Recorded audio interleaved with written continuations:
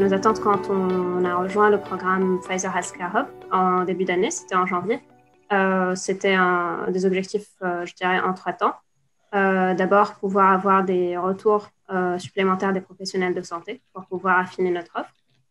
Ensuite, pouvoir finaliser le choix de notre première cible d'accès au marché, puisque nos capteurs s'adaptent à la détection de plein de marqueurs sanguins différents. Donc, on peut adresser des besoins médicaux différents. Et il fallait pour nous finaliser ce choix. Et en un troisième temps, affiner notre stratégie d'accès au marché une fois ce choix de première offre est fait. Et mine de rien, notre adhésion au programme coïncidait aussi avec le début de notre levée de fonds avec des business angels. Donc, il fallait en même temps qu'on évolue sur notre offre via le programme afin de pouvoir affiner notre proposition et le milestone sur lequel on voulait lever de fonds. Le principal apport de ce programme pour Omini, je pense, a été dans un premier temps de définir l'aire thérapeutique pour le premier développement du premier produit, puisqu'en effet, la technologie d'Omini a ce gros avantage de s'adapter à beaucoup de marqueurs, mais du coup, la différence qui vient, c'est de choisir par où commencer.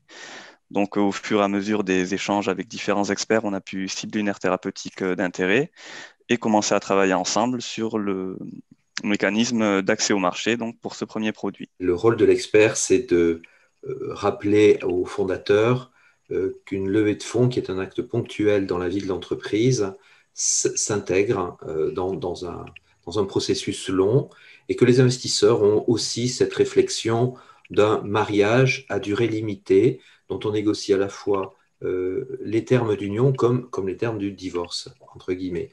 Le deuxième axe, c'est effectivement d'aider à consolider cette perspective du beauty contest. Il faut séduire. C'est un acte entre deux personnes qui va se produire et il est important de donner un avis. Les investisseurs ont des réactions, ont des tics, des défauts, des tocs et on peut compléter effectivement la perception de l'entreprise à ce moment-là. Donc, au cours du programme et de mes échanges avec Johan, ce qui m'a sauté aux yeux, c'est l'importance du temps pour une startup comme Omini, et notamment vis-à-vis des investisseurs qui vont valoriser la startup en fonction du temps qu'elle va mettre avant d'arriver à un produit mature sur le marché. Donc, comment j'ai accompagné Omini là-dessus? C'était une collaboration avec Johan pour, dans un premier temps, identifier les étapes du développement sur lesquelles on pouvait accélérer ou réduire les délais pour gagner du temps, bien sûr. Un deuxième axe de travail était d'identifier des sources ou des propositions de valeur alternatives qu'on pouvait dégager à chaque étape du développement du produit pour essayer en tout cas de proposer des sources de revenus qui arriveraient avant le lancement effectif et final du produit développé par Omini.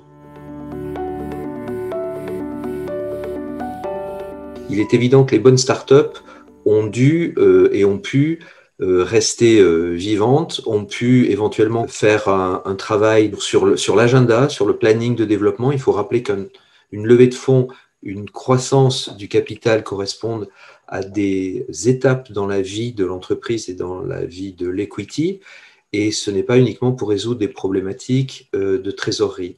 Donc, c'est pour certains d'entre eux une opportunité, et je pense qu'Omini a su saisir cette chance. Pour beaucoup d'entre eux, ça a dû être extrêmement complexe sur ces phases de démarrage.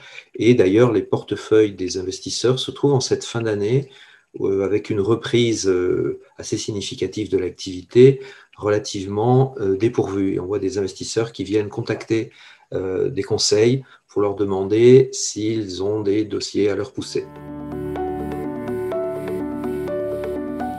Ce qui a été particulier dans cette levée qui est tombée pile poil pendant l'année de la Covid, c'est qu'il fallait lever des fonds en virtuel. On n'avait pas la possibilité de rencontrer les investisseurs potentiels. Il fallait pouvoir convaincre en faisant des pitchs sur Zoom, des réunions en virtuel. Et donc, c'était un défi, mais qui était assez intéressant parce qu'il nous a appris à communiquer différemment, à passer des messages clairs.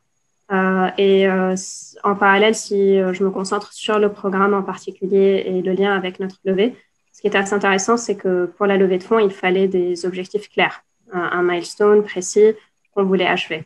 Et donc, grâce au travail qu'on faisait pendant le programme, on arrivait à affiner le message, à mieux centrer notre proposition de valeur.